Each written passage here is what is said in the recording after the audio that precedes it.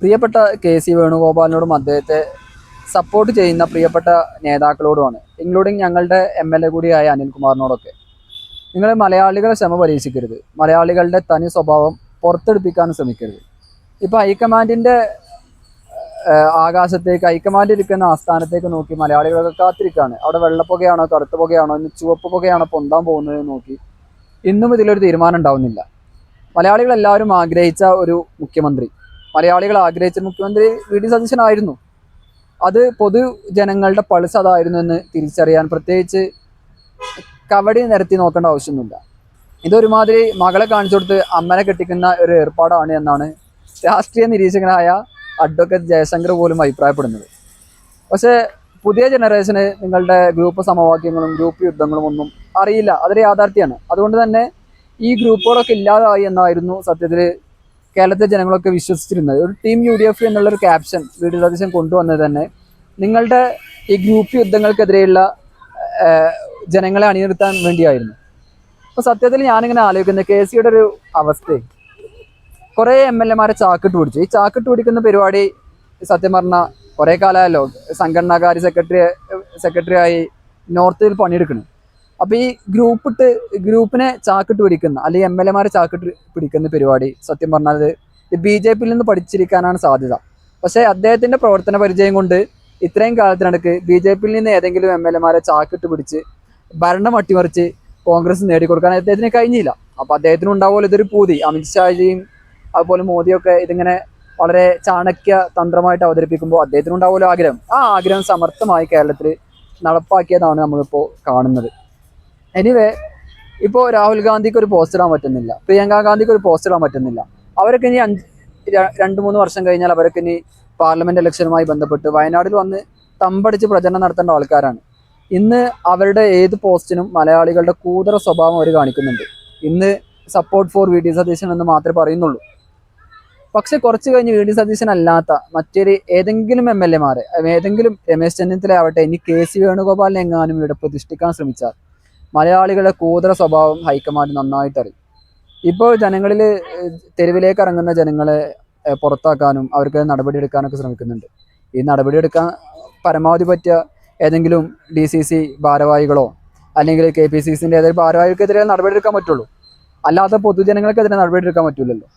പിന്നെ കുറേ ഉപദേശികളോടാണ്, കുറേ ഉപദേശികൾ നമുക്കുണ്ട്. നമ്മളെന്തോ വി.ഡി. സതീശനെ പിന്തുണക്കുന്നതും കേരളത്തിലെ ജനങ്ങളുടെ പൾസ് തുറന്നു പറയുന്നതെന്തോ ഒരു വലിയ അപരാധമായിട്ട് കാണുന്ന കുറേ ആൾക്കാരുണ്ട്. ഇപ്പോൾ ലിജു, അതുപോലെ നമ്മുടെ സന്ദീപ് വാര്യർ, പിന്നെ അതുപോലെ നമ്മുടെ അനിൽകുമാർ, ഇവരൊക്കെയാണ് പുറത്തേക്ക് വന്നത്. പിന്നെ അതുപോലെ കൽപ്പറ്റ MLA സിദ്ദീഖ്, ഇവരൊക്കെയാണ് പുറത്ത് വന്നിട്ട് ഇങ്ങനെ ഒന്നുമല്ല പ്രതികരിക്കേണ്ടത്, ഇങ്ങനെയൊന്നും പ്രതികരിക്കുന്നത് കോൺഗ്രസ് ശൈലിയല്ല എന്നൊക്കെ പറഞ്ഞ് പ്രതികരിക്കുന്ന ആളുകൾ എന്തോ ഒരു മോശപ്പെട്ട കാര്യമാണ് ചെയ്തത്. ഇവരൊക്കെ എന്തോ ഒരു സ്വാതന്ത്ര്യ സമരത്തിൽ പങ്കെടുത്ത് കപ്പും പിടിച്ച് വന്നതിനെതിരെ ആണ് ജനങ്ങൾ അണിനിരക്കുന്നത് എന്നൊക്കെയാണ് ഇവരുടെ വിചാരം. അപ്പോൾ നിങ്ങൾ പറഞ്ഞതും ചെയ്തതും ഏറ്റവും വലിയ രാഷ്ട്രീയമായ അശ്ലീലമാണ് എന്ന് തിരിച്ചറിയാത്തൊരു മനുഷ്യരും ഇവിടെ ഉണ്ടാവില്ല എന്നതാണൊരു യാഥാർത്ഥ്യം. അതുകൊണ്ട് അത് തിരിച്ചറിഞ്ഞ് അതിൽ നിന്ന് പിന്മാറാനുള്ള ശ്രമം നടത്തിയാൽ അത്രയും നല്ലത്. അല്ലെങ്കിൽ കേരളം ഇതൊക്കെ വരവ് വെക്കും. പുതിയ ജനറേഷനാണ്. ഇപ്പോൾ VS-നെ മത്സരിക്കാൻ പോലും അവസരം കൊടുക്കാതെ പിണറായി വിജയൻ കളിച്ചിട്ട് VS വന്നു, ജനങ്ങളിലേക്ക് വന്നു എന്ന് മത്സരിച്ചെന്ന് മാത്രമല്ല അദ്ദേഹം മുഖ്യമന്ത്രി ആവുകയാണ് ചെയ്തത്. അപ്പോൾ അതുപോലെയുള്ള ഒരുപാട് ഉദാഹരണങ്ങൾ നമ്മുടെ മുന്നിലുണ്ട്. അപ്പോൾ VS-ന് ശേഷം അതുപോലെ ഒരു നേതാവിനെ നിങ്ങൾ വഞ്ചിച്ചു എന്ന് അഭിപ്രായപ്പെട്ടുകൊണ്ട് തെരുവിലേക്ക് ഇറങ്ങുന്ന ഒരു സാഹചര്യം ഇതിനു മുമ്പ് നമ്മുടെ പരിചയത്തിൽ ഏതായാലും ഇല്ല. എനിവേ, ഉമ്മൻചാണ്ടിക്ക് വേണ്ടിയോ AK ആന്റണിക്ക് വേണ്ടിയോ അതല്ല ഇനി കരുണാകരന് വേണ്ടി പോലും ജനങ്ങൾ ഇത്തരത്തിൽ ആവേശത്തോടു കൂടി താഴത്തേക്ക് വന്നിട്ടില്ല എന്നതാണ് യാഥാർത്ഥ്യം. ഇനി ജയിച്ചു വന്ന ഏകദേശം 10-53 MLA-മാർ പിന്തുണച്ചത് KC ആണ് എന്നാണ് പറയപ്പെടുന്നത്. ഈ MLA-മാർക്ക് ആർക്കെങ്കിലും, ഞാൻ ധൈര്യമായി വെല്ലുവിളിക്കുകയാണ്, ഈ MLA-മാർക്ക് ആർക്കെങ്കിലും വന്ന് ഞാൻ KC ആണ് പിന്തുണച്ചത് എന്ന ആർജവത്തോടു കൂടി അവരുടെ സോഷ്യൽ മീഡിയയിൽ എവിടെയെങ്കിലും പബ്ലിഷ് ചെയ്യാനുള്ള ധൈര്യമുണ്ടോ?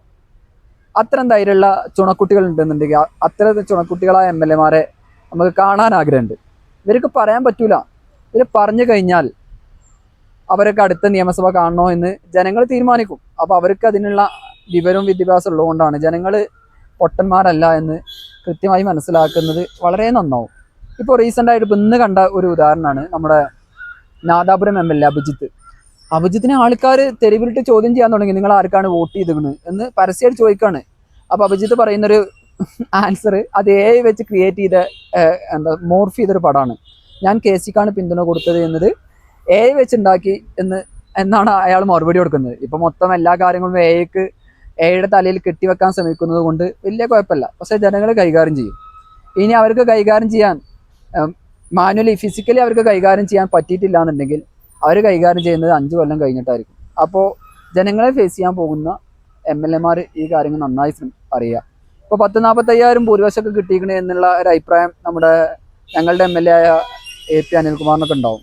പക്ഷെ അവരൊക്കെ നിഷ്പക്ഷരായ സാധാരണക്കാരായ പ്രവർത്തകരാണ്, വോട്ടർമാരാണ്. അവർക്ക് വലിയ രാഷ്ട്രീയ പശ്ചാത്തലങ്ങളോ രാഷ്ട്രീയ ബോധ്യങ്ങളൊന്നും ഉണ്ടാവില്ല.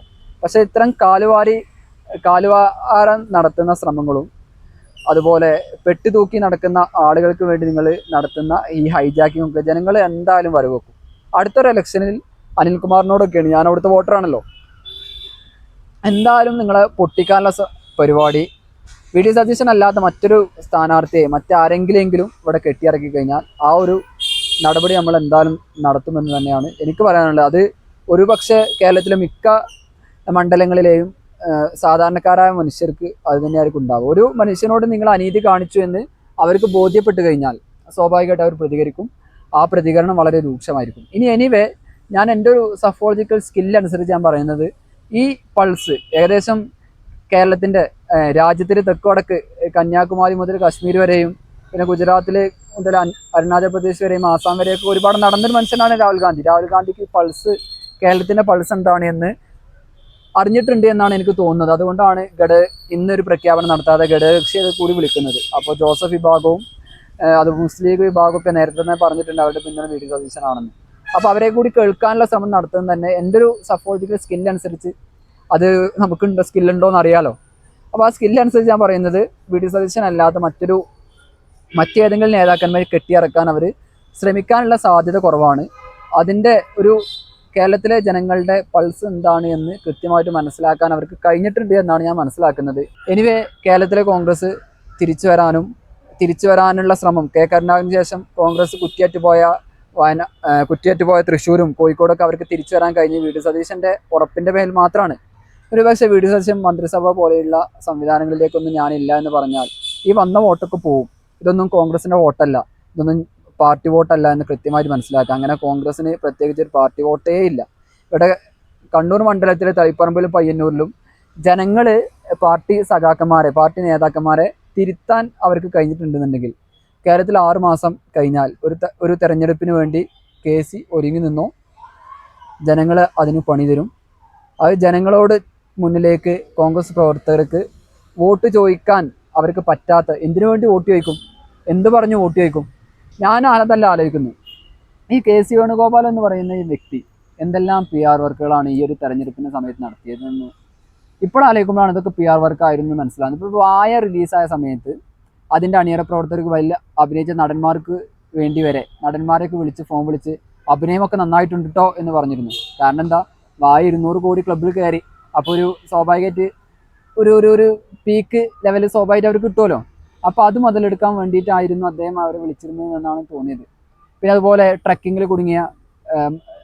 കർണാടക ട്രക്കിംഗ് കുടുങ്ങിയ ആളൊക്കെ വിളിച്ച് ആശ്വസിപ്പിക്കുന്നത് കാണുമ്പോൾ KC എന്തോ ഒരു നല്ല മനുഷ്യനാണ് എന്ന് ആൾക്കാരൊക്കെ ചിന്തിച്ചു പോയി. പക്ഷെ ഇത്തരം വൃത്തികെട്ട ഒരു മനസ്സ് ഇദ്ദേഹത്തിനുണ്ട് എന്ന് ആൾക്കാർക്ക് ആർക്കും തിരിച്ചറിയാൻ കഴിഞ്ഞില്ല എന്നതാണ് ഒരു യാഥാർത്ഥ്യം. നിങ്ങളൊന്ന് ആലോചിച്ച് നോക്ക്. അദ്ദേഹം ആദ്യം MP-മാർ മത്സരിക്കണമെന്ന് പറഞ്ഞു. അല്ലെങ്കിൽ സുധാകരൻ മത്സരിക്കാൻ റെഡിയല്ലേ? ആരൊക്കെ മത്സരിക്കാൻ പൂതിയില്ലാത്തത്? ഷാഫി പറമ്പിൽ റെഡിയല്ലേ? ഷാഫി പറമ്പിലിന് ആഗ്രഹമുണ്ട്. പിന്നെ നമ്മുടെ കോൺഗ്രസിൻ്റെ കൺവീനർ അയാൾക്ക് ആഗ്രഹമല്ലേ? അടൂര്. അങ്ങനെ കൊടുക്കുന്നിൽ സുരേഷ് എല്ലാവർക്കും ആഗ്രഹമുണ്ട്. കോഴിക്കോടിൻ്റെ MP MK രാഘവൻ അയാൾക്ക് ആഗ്രഹം ഉണ്ടായില്ലേ? എല്ലാവരും ഒതുക്കിയിട്ട് ഞാൻ മാത്രം കെട്ടിച്ചമച്ച് വന്ന് ഞാൻ ഇവിടെ മുഖ്യമന്ത്രി വരാമെന്ന് പറഞ്ഞാൽ കേരളത്തിലെ ജനങ്ങൾ സമ്മതിക്കൂല. എനിവേ, ഹൈക്കമാൻഡ് അത് മനസ്സിലാക്കുമെന്ന് തന്നെയാണ് എനിക്ക് തോന്നുന്നത്. അതുകൊണ്ടാണ് ഇന്ന് പ്രഖ്യാപനം നടക്കാത്തത്. ഏതായാലും എല്ലാവരും ശാന്തരായി ഏത് പുകയാണ് ആകാശത്തേക്ക് ഉയരുന്നത് എന്ന് ഹൈക്കമാൻഡിൻ്റെയും ഗാർഗേജിയുടെയും ഒക്കെ വസതിക്ക് മുന്നിൽ കാത്തു നിൽക്കാന്നല്ലാതെ വേറെ ഓപ്ഷൻ നമ്മുടെ മുന്നിലില്ല.